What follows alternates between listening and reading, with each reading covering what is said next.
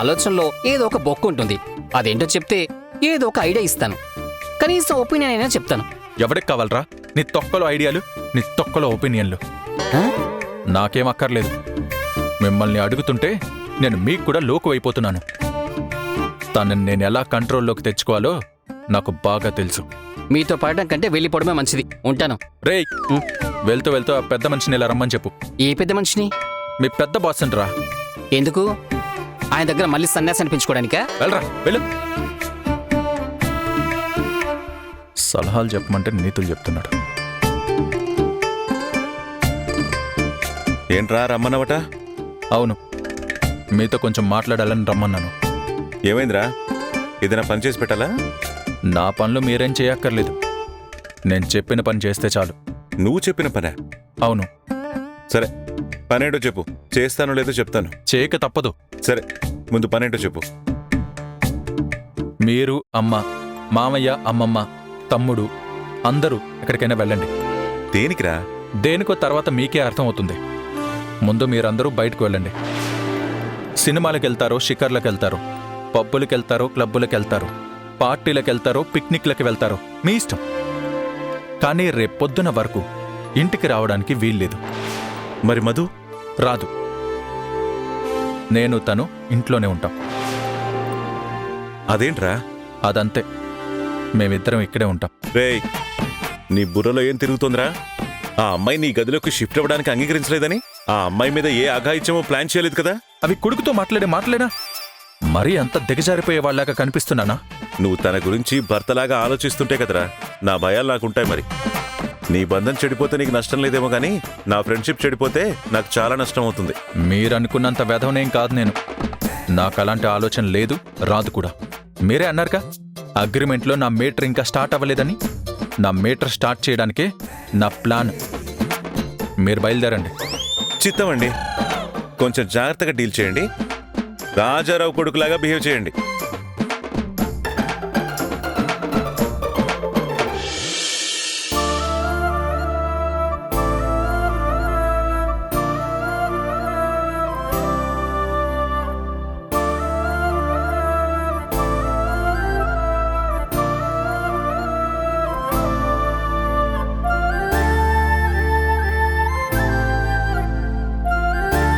ఇందుని తలుచుకుని బాధపడుతున్నావా రమణి?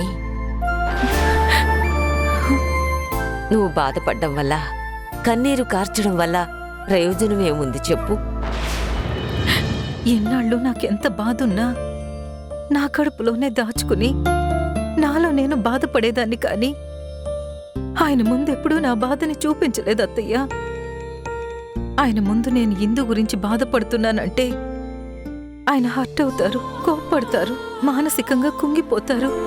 ఆయన్ని బాధ పెట్టడం ఇష్టం లేక నా బాధ నేను పడుతున్నాను.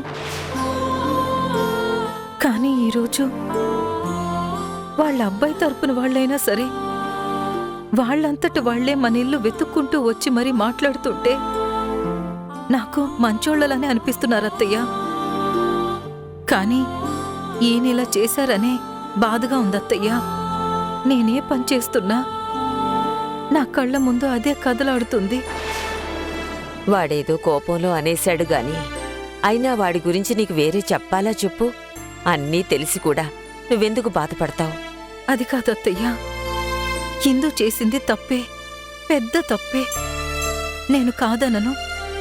తప్పు చేసినంత మాత్రాన అది కూతురు కాదని ఎలా వదిలించుకుంటాం చెప్పండి? ఇప్పుడు మధుని తీసుకొచ్చి అన్నీ చేస్తున్నప్పుడు ఈ ఇంటి పెద్ద కూతురుగా ఇందుని తీసుకొచ్చి అన్నీ చెయ్యాలి కదత్తయ్యా. ముందు మధుకి అల్లుడికి చెయ్యాల్సిన తతంగాలన్నీ చెయ్యని. ఈ 4 రోజుల్లో వాడి విషయాలన్నీ మర్చిపోతాడు. ఆ తర్వాత మెల్లగా వాడికి సర్ది చెప్పి మాట్లాడొచ్చు. ఏదో చేద్దాంలే రమణి. మీరు అనుకున్నట్టు 4 రోజులు గడిచిపోతే మర్చిపోయేంత బాధ కాదు నాది. 4 రోజులు కాదు, నేను మట్టిలో కలిసిపోయేంత వరకు నాకు తను చేసిన ద్రోహం మనసులోనే ఉంటుంది.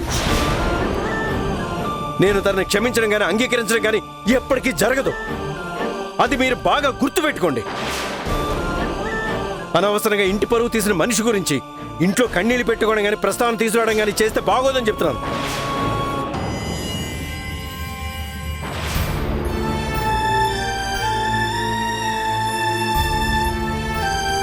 నువ్వు బాధపడకు రమణి. వాడి గురించి నాకు బాగా తెలుసు. వాడికి కోపము ఎక్కువే, పంతము ఎక్కువే. కానీ వాడికి ఎవరు చెప్తే మాట వింటాడో వాళ్లతోనే చెప్పిద్దాం. తల్లిగా మీ మాట వినలేదు, భార్యగా నా మాట వినలేదు, ఇంకెవరి మాట వింటారత్తయ్యా? మధు మాట వింటాడు.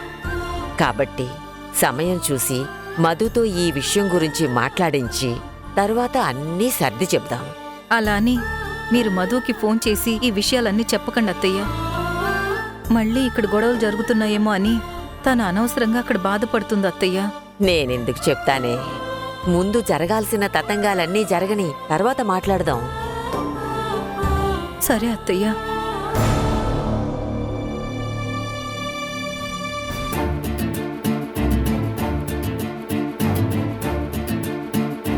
దేవకి, మనం బయటికి వెళ్తున్నాం కదా, త్వరగా రెడీ అవ్వండి.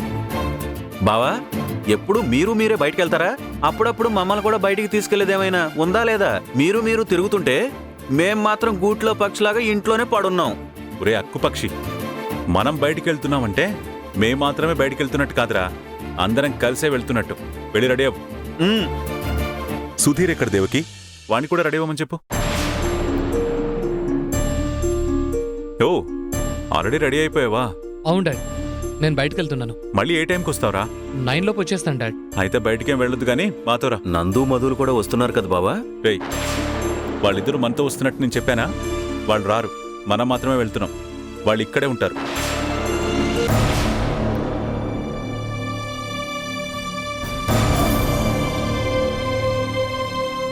అదేం బాగుంటుందండి. వాళ్ళిద్దరూ కలిసిమెలిసి అన్యోన్యంగా ఉంటున్నారంటే వాళ్ళని వదిలేసి వెళ్ళినా తప్పులేదు. కనీసం మధునైనా మనతో తీసుకెళ్దాం.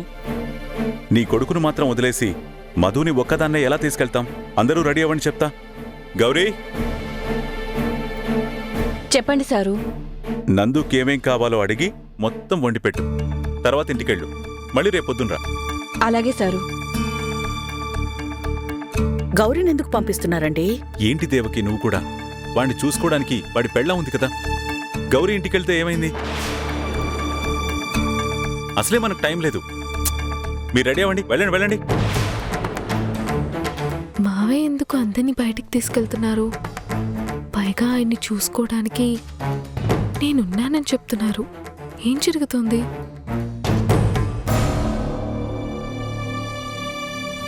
అమ్మా, ఇందు వచ్చింది. రామ్మా, బాగా అలసిపోయినట్టున్నావు. ఏసీలో కూర్చుని పని చేయాల్సిందానివి. ఇలా గాలికి ఎండకు కష్టపడాల్సిన అవసరం ఏంటమ్మా నీకు? ఇదిగో అమ్మా, మంచినీళ్ళు తాగు. తాగమ్మా.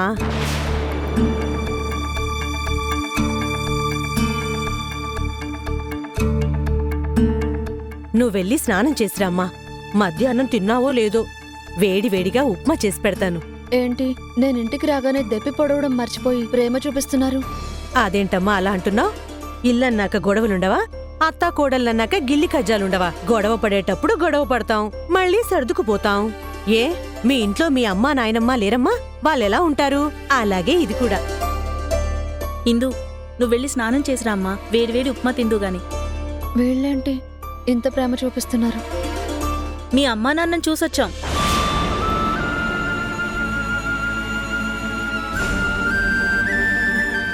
ఏంటి, మా అమ్మ నాన్నల్ని చూసారా? అవును. మీరు పెళ్లి చేసుకుని ఇలా ఉండిపోయినా మీ అమ్మా నాన్న రాలేదని, మిమ్మల్ని అంగీకరించలేదని ఇలా చూస్తూ ఉండిపోతామా? పరిస్థితులన్నింటినీ సరిదిద్దాలి కదా. అందుకని నేను మీ వదిన మీ ఇంటికి వెళ్ళాము.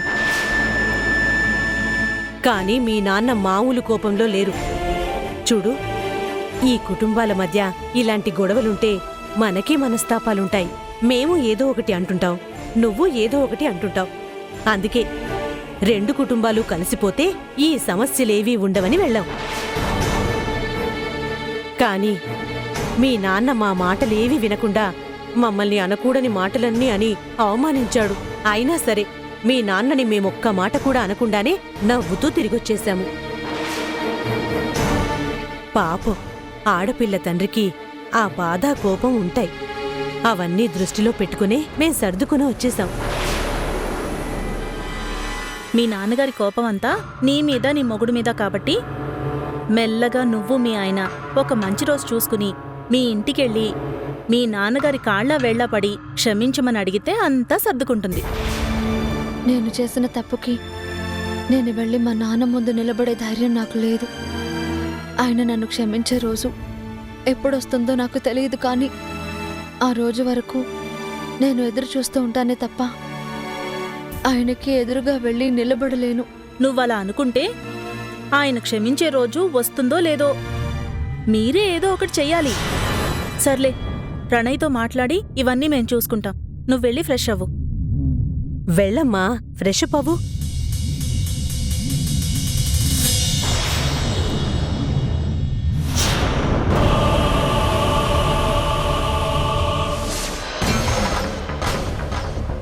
అసలేం జరుగుతుందమ్మా ఇక్కడ? వాళ్ళిద్దరిని విడదీయడానికి నేను అష్టకష్టాలు పడుతుంటే ఆయన మాత్రం వాళ్ళిద్దరిని కలపడానికి శతవిధాలా ప్రయత్నిస్తున్నారు. నేను ముందు నుంచి చెప్తూనే ఉన్నాను, నీ మొగుడు నీ కొంప ముంచేలా ఉన్నాడని. ఇప్పుడు చూడు, దూది ఉండని అగ్గిరవని పక్కపక్కనే పెడితే ఏమవుతుంది? తగులపడిపోతుంది. అలాగే వీళ్ళిద్దరినీ ఇంట్లో వదిలేసి వెళ్ళిపోతే కూడా అదే జరుగుతుంది. కొంప తగలబడిపోతుందే. అంత ప్రమాదం జరగడానికి అవకాశమే లేదమ్మా. నాకు ఆ భయం లేదు, కానీ ఇంకేదో జరగబోతుందనే భయం మాత్రం ఉంది. వాళ్ళిద్దరినీ మాత్రమే ఇంట్లో వదిలిపెట్టి వెళ్ళడం కరెక్ట్ కాదమ్మా. కరెక్ట్ కాదని చెప్పినా నీ మొగుడు ఒప్పుకోవడం లేదు కదే. ఇప్పుడేం చేద్దాం అనుకుంటున్నావు? ఏం చేయాలో నాకు అర్థం కావడం లేదు. ఆలోచించి ఆలోచించి నా బుర్ర వేడెక్కిపోతుంది. సడన్ గా వచ్చి రెడీ అవ్వమన్నారు. ఒకవేళ నన్ను మాత్రమే పిలుచున్నా నాకింత భయం ఉండేది కాదు. నిన్ను తమ్ముణ్ణి కూడా పిలిచారు. సుధీర్ బయటికెళ్ళి 9 గంటల్లోపు వచ్చేస్తానన్నందుకు వద్దు వద్దు అని వాణ్ణి మనతోనే రమ్మంటున్నారు. గౌరీని కూడా ఇంటికి వెళ్ళి పొద్దున్నే రమ్మన్నారు. అంటే ఈ రాత్రి ఏదో ప్లాన్ చేశారమ్మా.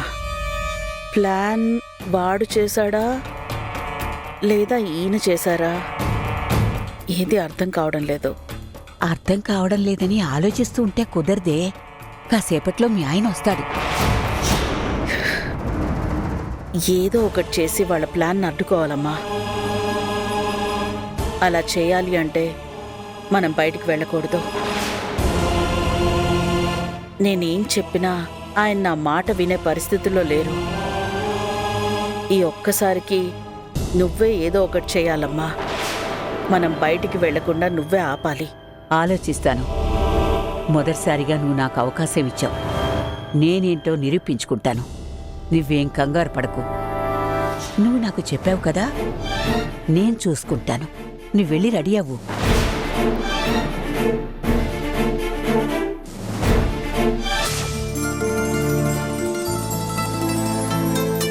రే సుధీర్, మీ అమ్మమ్మ ఇంకా రాలేదేంట్రా? ఆడవాళ్ళు కదా నాన్న, అంత త్వరగా ఎక్కడ రెడీ అవుతారు? మందే ఉంది నాన్న. హ్యాంగర్కున్న షర్ట్ తగిలించుకొని వచ్చేస్తాం. వాళ్ళలా కాదు కదా. ఆడవాడు రెడీ అవ్వలేదంటే ఒక అర్థం ఉందిరా. కనీసం మీ మామయ్య అయినా రెడీ అవ్వాలి కదా. కొంపదీసి ఎప్పుడు ఆడవాళ్ళ జతలో ఉండి ఉండి వాడు కూడా. నేను రెడీ బావగారు. రండి, టైం లేదు. అమ్మ మధు, మధు, అమ్మ మధు, మేమందరం బయటికి వెళ్తున్నాం. భోజనానికి కూడా రాము, బయటే చేసేస్తాం. మీకు కావలసినవన్నీ గౌరీ వండి పెడుతుందమ్మా, మీరు తినేసేయండి. సరే మావయ్య. ఇంట్లో జాగ్రత్తమ్మా.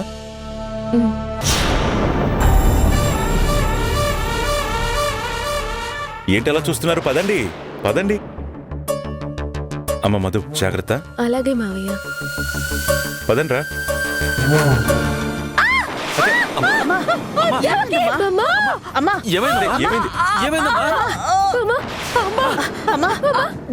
అతే ఏమైంది అత్తయ్య? అమ్మా ఏమైందమ్మా? అమ్మ మధు మంచినీళ్ళు తీసుకురామ్మా త్వరగా. గుండెల్లో నొప్పి. అమ్మా గుండెల్లో నొప్పి. ఊపిరాడలేదు. అయ్యో సూదులతో పొడుస్తున్నట్టు. నువ్వేం భయపడకమ్మా, నీకేం కానివ్వను. నాకు తల్లిగా నువ్వు ప్రాణం పోసావు, ఒక బిడ్డగా నేను నీకు ప్రాణం పోసే అవకాశం వచ్చిందమ్మా. అసలు వదులుకోను. వీడేం చేసినా ప్రాణాల మీదకి తెస్తాడు. నీళ్ళు తాగండి.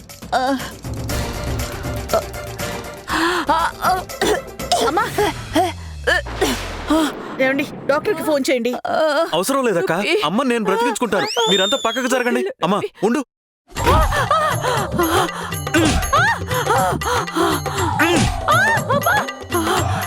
అమ్మా,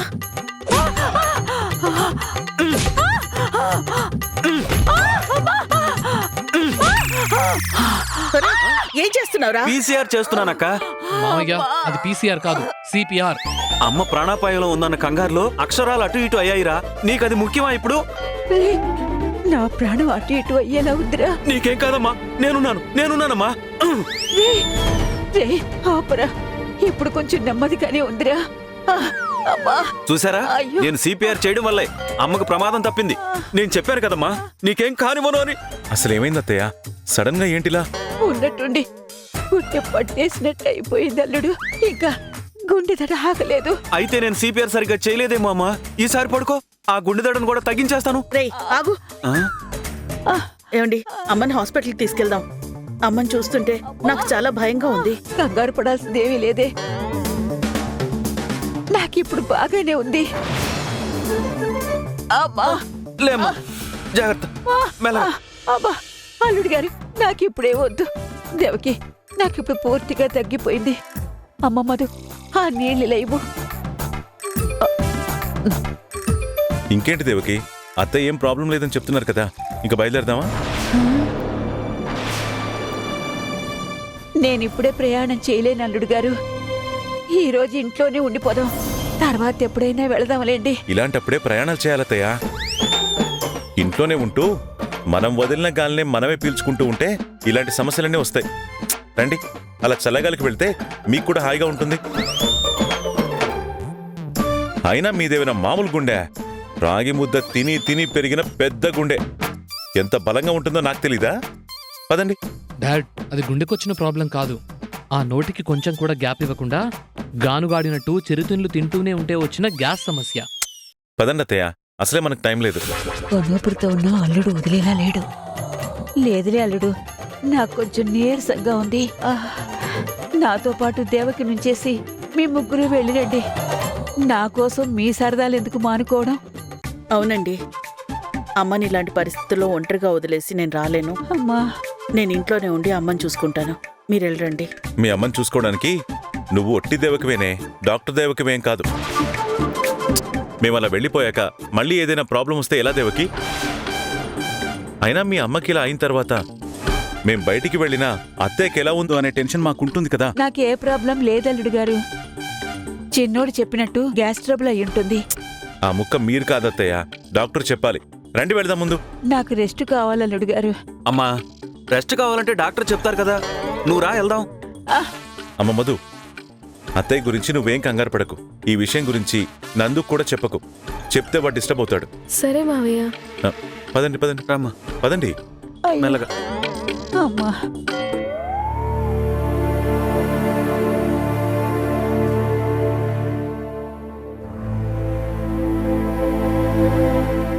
అమ్మా నొప్పి.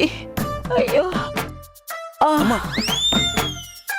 దొంగ సచ్చినోడా, కొంచెం అయి ఉంటే కొట్టి చంపేసి ఉండేవాడివి కదరా.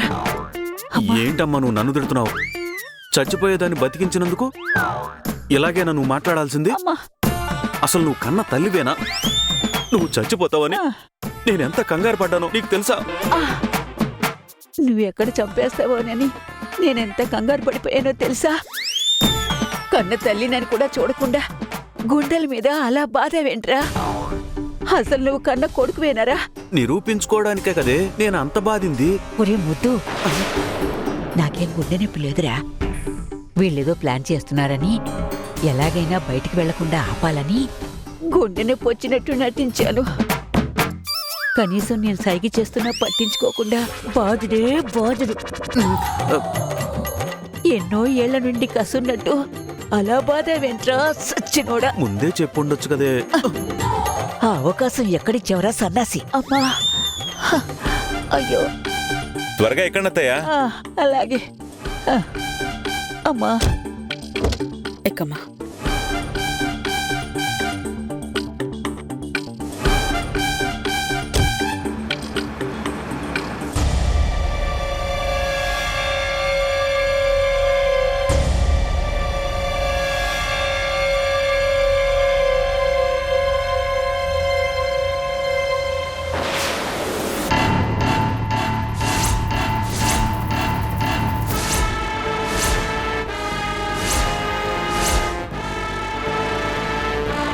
ఏంటి పట్టుచీర మల్లెపూలు పెట్టారు?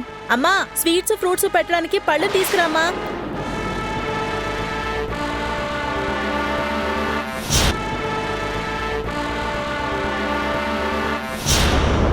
అమ్మాయి, ఆ పట్టు చీర కట్టుకొని మల్లెపూలు పెట్టుకొని రెడీ అవ్వు. వీడేడి రెడీ అయ్యాడా లేదా?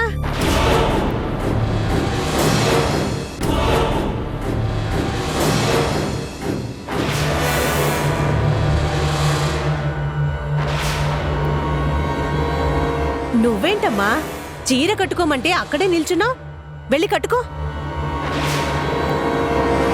అమ్మా, నీకు పెళ్ళై ఇన్ని రోజులయ్యింది.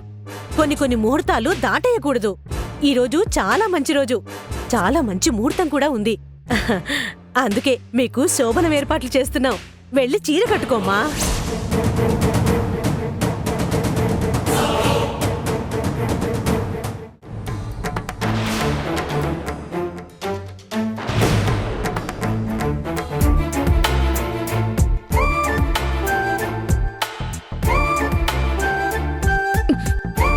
కీ ఇస్తే వెళ్ళిపోతాను. నువ్వు వెళ్ళిపోవడానికి కాదు, నిన్నిక్కడికి రప్పించింది. ఇంత పెద్ద ఇల్లుంది, ఇన్ని గదులున్నాయి. గదులు ఖాళీ లేకపోతే ఆ సోఫాలో పడుకుంటాను. సోఫాలోనో చాప మీదో కటిక నేల మీదో పడుకోవాల్సిన అవసరం నీకేంటి? వచ్చి ఈ గదిలో పడుకో.